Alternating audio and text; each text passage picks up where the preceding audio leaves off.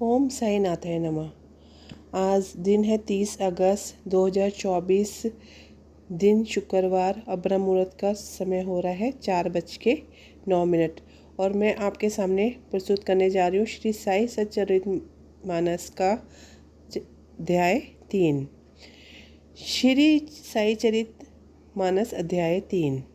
श्री साई बाबा की स्वीकृति और आज्ञा और प्रतिज्ञा, भक्तों को कार्य समर्पण, बाबा की लीलाएं, ज्योति स्तंभ स्वरूप, मार्त प्रेम, रोहिला की कथा, उनके मधुर अमृतोपदेश, जो कि आप इस अध्याय में सुनेंगे। श्री साई बाबा की स्वीकृति और वचन देना।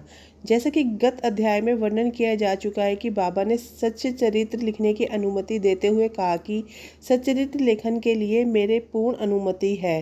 तुम अपना मन स्थिर कर मेरे वचनों में श्रद्धा रखो और निर्भय होकर कर्तव्य पालन करते रहो।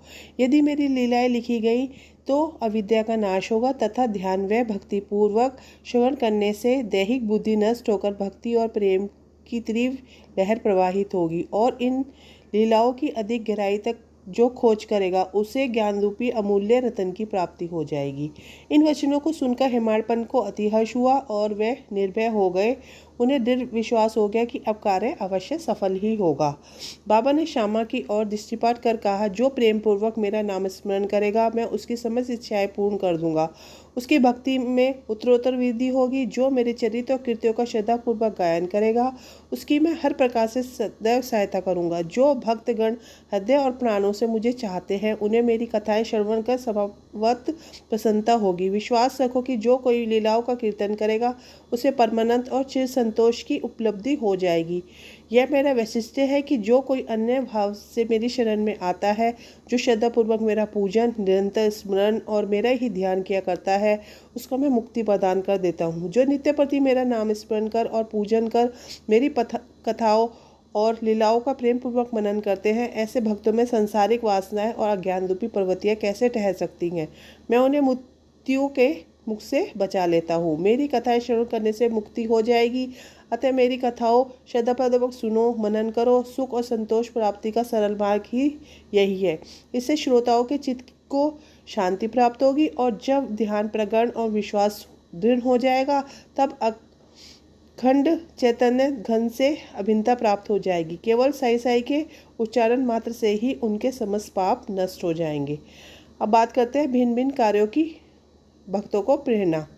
भगवान अपने भक्तों को मंदिर, मठ, किसी को नदी के तीर पर घाट बनवाने, किसी को तीर्थ पर्यटन करने और किसी को भगवत कीर्तन करने या भिन्न भिन्न कार्य की प्रेरणा देते हैं। परंतु उन्होंने मुझे साई चरित्र लेखन की प्रेरणा दी।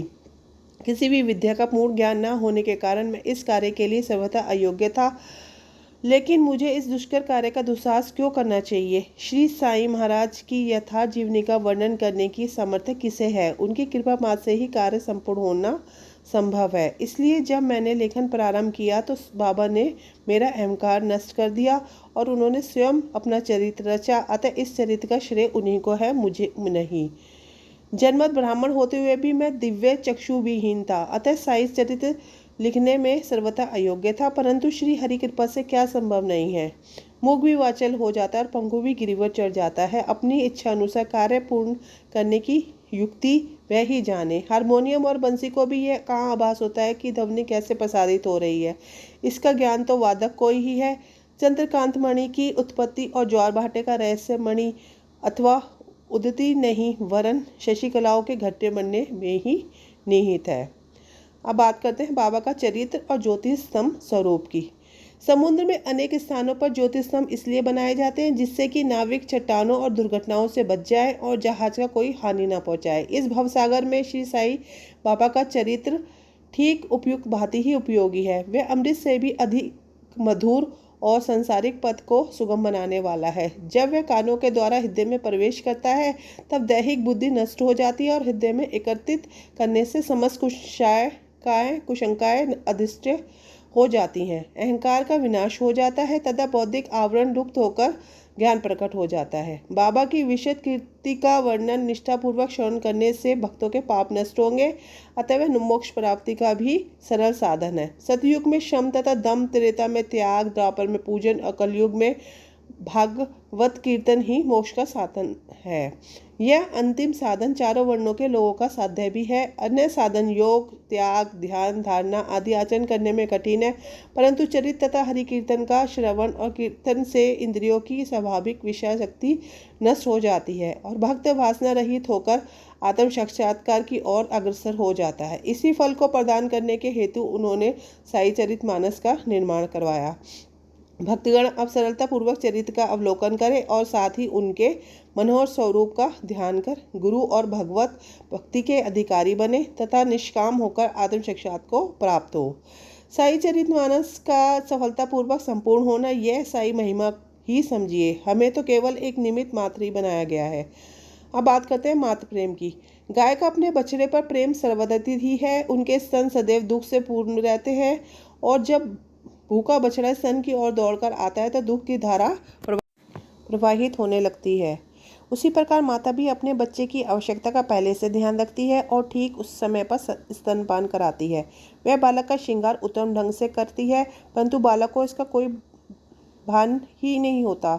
बालक के सुंदर श्रृंगार को देखकर माता के हर्ष का पारावार नहीं रहता। माता का प्रेम विचित्र, असाधारण और निस्वार्थ है, जिसकी कोई उपमा नहीं है। ठीक उसी प्रकार सदगुरु का प्रेम अपने शिष्य पर होता है। ऐसा ही प्रेम बाबा का मुझ पर था। उदाहरणतः वह निम्न प्रकार था कि बात करते हैं सन 1916 में मैंने नौकरी से अवकाश ग्रहण किया। जो पेंशन मुझे मिलती थी वह मेरे कुटुंब के निर्वाह के लिए अपर्याप्त थी। उसी वर्ष गुरु पूर्णिमा के दिवस में अन्य भक्तों के साथ शिरडी गया।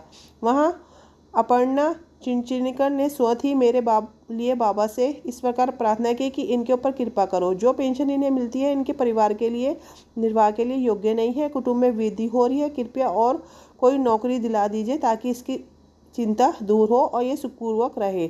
बाबा ने उत्तर दिया कि इन्हें नौकरी मिल जाएगी, परंतु अब इन्हें मेरी सेवा में ही आनंद लेना चाहिए। इनकी इच्छाएं सदैव पूर्ण होंगी।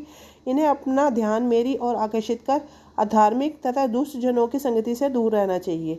इन्हें सबसे दया और नम्रता का बर्ताव और अंतःकरण से मेरी उपासना करनी चाहिए। यदि ये इस प्रकार आचरण कर सके तो नित्यानंद के अधिकारी बन जाएंगे। अब बात करते हैं रोहिला की कथा की। यह कथा श्री साईं बाबा के समस्त प्राणियों पर समान प्रेम की सूचक है। एक समय रोहिला जाति का एक मनुष्य शिरडी में आया। वह ऊंचा, पूरा सुदृढ़, एक संगठित शरीर का था। बाबा के प्रेम से मुग्ध होकर वह शिरडी में ही रहने लगा। वह आठों प्रहर अपनी ऊंच और कर्कश ध्वनि में कुरान शरीफ के कलमे पढ़ता और अल्लाह अकबर के नारा लगाता था। शिरडी के अधिकांश लोग खेती में दिन भर काम करके रात को थके हारे लौटते थे। रोहिला की कर्कश आवाज़ उनका स्वागत करती थी। इस कारण उन्हें रात्रि में विश्राम न मिलता था, जिससे कि वह अधिक कष्ट असहनीय हो गया था। तब उन्होंने बाबा के समीप जाकर रोहिला को मनाकर इस उत्पाद को रोकने की प्रार्थना की। बाबा ने उन लोगों की इस प्रार्थना पर ध्यान न दिया। इसके विपरीत गांव वालों को आड़े हाथों लेते हुए बोले कि वे अपने कार्य पर ही ध्यान दें, रोहिला की ओर ध्यान न दें। बाबा ने कहा कि रोहिला की पत्नी बुरे स्वभाव की है और वह रोहिला को तथा मुझे आर्थिक अधिक कष्ट पहुँचाती है, परंतु वह उसके कलमों के समक्ष उपस्थित होने का साहस करने में असमर्थ है और इसी कारण वह शांति और सुख में है। यथार्थ में रोहिला की कोई पत्नी तो थी नहीं। बाबा के संकेत केवल कुविचारों की ओर था। अन्य विषयों की अपेक्षा बाबा प्रार्थना और ईश प्रार्थना को महत्व देते थे। अतः उन्हें रोहिला के पक्ष का समर्थन कर ग्रामवासियों को शांतिपूर्वक थोड़े समय तक उत्पाद सहन करने का परामर्श दिया। अब बात करते हैं बाबा के मधुर अमृतोपदेश की।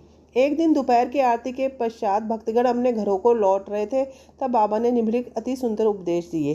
तुम चाहो कहीं भी रहो, जो इच्छा हो सो करो, परंतु यह सदैव स्मरण रखो जो तुम कुछ भी करते हो वह सब मुझे ज्ञात है। मैं ही समस्त प्राणियों का प्रभु और घटघट में व्याप्त हूँ। मेरे ही उदर में समस्त जड़ व चेतन प्राणी समाये हुए हैं। मैं ही समस्त ब्रह्मांड का नियंत्रण करता संचालक हूँ। मैं ही उत्पत्ति व संहार करता हूँ। मेरी भक्ति करने वालों को कोई हानि नहीं पहुँचा सकता। मेरे ध्यान की उपेक्षा करने वाला माया के पाश में फंस जाता है। समस्त जंतु, चींटियाँ तथा दृश्यमान, परिवर्तनमान और स्थायी विश्व मेरे ही स्वरूप है। इस सुंदर अमूल्य उपदेश को श्रवण कर मैं तुरंत ये दृढ़ निश्चय कर लिया कि अब भविष्य में अपने गुरु के अतिरिक्त अन्य किसी मानव की सेवा न करूँगा। तुझे नौकरी मिल जाएगी। बाबा के इन वचनों का विचार मेरे मस्तिष्क में बार बार चक्कर काटने लगा। मुझे विचार आने लगा, क्या सचमुच ऐसा घटित होगा? भविष्य की घटनाओं से स्पष्ट है कि बाबा के वचन सत्य निकले और मुझे अल्पकाल के लिए नौकरी मिल गई। इसके पश्चात मैं स्वतंत्र होकर एक चित्त से जीवन पर्यंत बाबा की सेवा करता रहा। इस अध्याय को समाप्त करने से पूर्व मेरी पाठकों से विनम्र प्रार्थना है कि वह समस्त बाधाएं जैसे आलस्य, निद्रा, मन की चंचलता व इंद्रिय आसक्तियां दूर कर एक चित ही अपना बाबा के प्रति ध्यान लगाकर इन लीलाओं का रसपान करे और प्रेम निर्माण कर भक्ति रहस्य को जाने। अन्य साधनाओं में व्यर्थ भ्रमित ना हो। उन्हें केवल एक ही सुगम उपाय का पालन करना चाहिए और वह है श्री साई लीलाओं का श्रवण। इससे उनका अज्ञान नष्ट होकर मोक्ष का द्वार खुल जाएगा। जिस प्रकार अनेक स्थानों में भ्रमण करता हुआ लोभी पुरुष अपने गड़े हुए धन के लिए सतत चिंतित रहता है, उसी प्रकार श्री साई को अपने हृदय में धारण करो। अगले अध्याय में श्री साई बाबा के शिरडी आगमन का वर्णन होगा। श्री सद्गुरु साईनाथ अर्पण मस्तु। शुभ भवतु। ओम साईनाथाय नमः। साई नारायण नारायण हरि हरि।